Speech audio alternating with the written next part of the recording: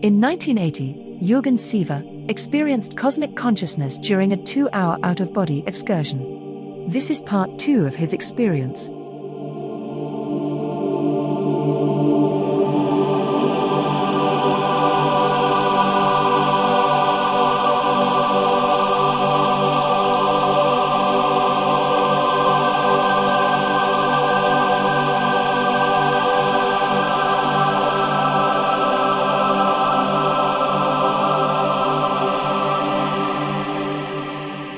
Part 2. The journey unfolds.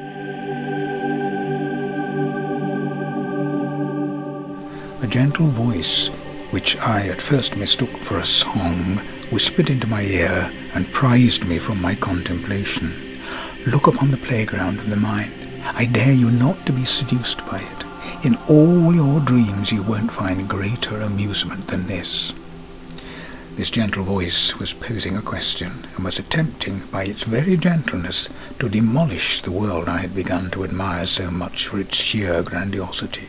The imperfections of what I saw began to lose their power to seduce. I felt sorry for my fellow souls who were trapped in them, forever seeking comfort and identity. I could see clearly how passionately they would defend their positions, arguing their point of reality. They would even go to war for it. I studied their irreconcilable differences in frequencies and character.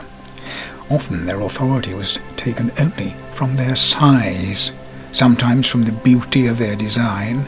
It was clear that there could be no clear winner. All their passengers were attached to their systems rather than to the reality of their own individual being. I felt a rush of wind, as if I was flying through the air at great speed, but I was not moving. I heard distant thunder. The world around me began to shift, and I wondered what other sights lay in store for me. The wind was actually a familiar voice whispering gently into my ear. I could not tell the words.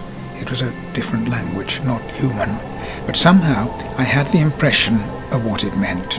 It announced that I should prepare myself to visit the penultimate dream of all humanity.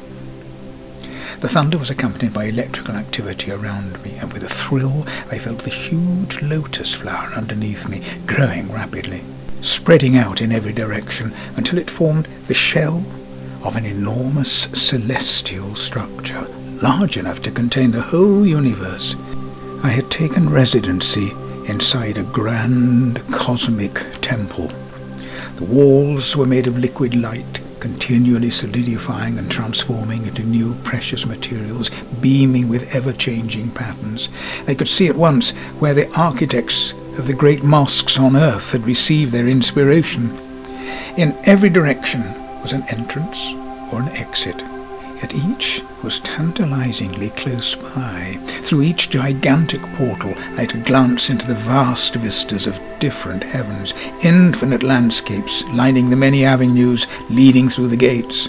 Each route out of this cathedral was a highway into another heaven, lined by magnificent arches as if to glorify the approach. The walls of this enormous edifice were cycling through precious materials, casting off energies in the forms of light and patterns of alternating complexities, like a giant exotic sea creature. The temple, if the word is at all appropriate, was alive and was illuminated by countless little orbs, like myself.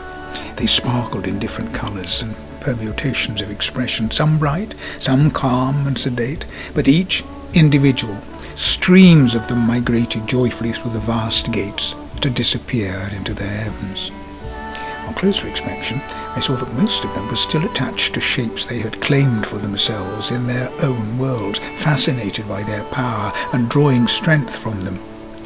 It was these thought forms that they were still attached to, which would determine the nature of the heaven they would enter.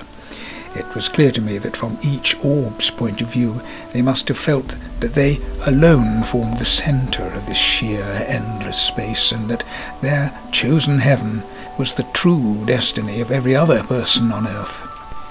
It was easy to see why, because each formed the centre from which the cosmic lotus flower radiated out, and each formed the petal of the adjacent one, so that the whole merged into an infinite tapestry. Humans find their identities here. They spin their webs of philosophies, religions, and beliefs. Some get caught in it like a fly in a spider's web. Some use it to spin their dreams and spend many lifetimes to unravel and fulfill them. The voice whispered to me.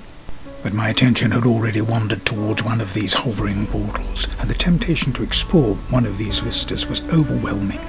The mere thought was enough to overpower me, and I entered one of the irresistible tunnels, which was huge and bright, lined with impressive columns on either side and above and below. Peering through the columns as I travelled along, I saw the scenery spread out infinitely, and I could have taken any of those side-opening pathways and entered a new heaven of staggering diversity and wonder. People here could spend eternity exploring these fantastic heavenly universes, experiencing their never-ending joys and freedoms, and not getting tired or bored for a single moment. I found myself accelerating through the vaulted tunnels. Occasionally I drifted past hosts of heavenly creatures, like schools of fish rejoicing in song. On all sides new realms opened up like galaxies. I glanced into openings into other worlds, each as vast as the one I travelled through, promising unimaginable pleasures. I was lured from all sides by fine soprano voices, which combined with all the other joyous songs, creating a complete symphony. It was surely here, I mused, that our great earthly composers received their inspiration. But I sailed straight on, past all of these temptations, which could not satisfy my hope that there was something more profound than this.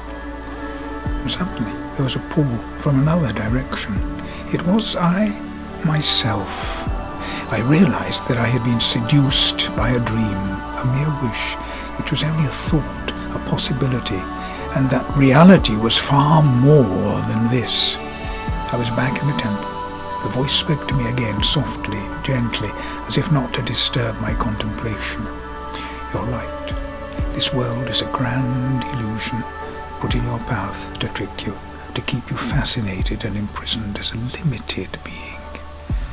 Yet to many people on earth, what you've just seen is the dream of all dreams come true, the heaven of all heavens, and indeed, compared to life on the dense earth, this truly is paradise, where people spend millennia exploring the vast scope and vistas of heaven and its joys."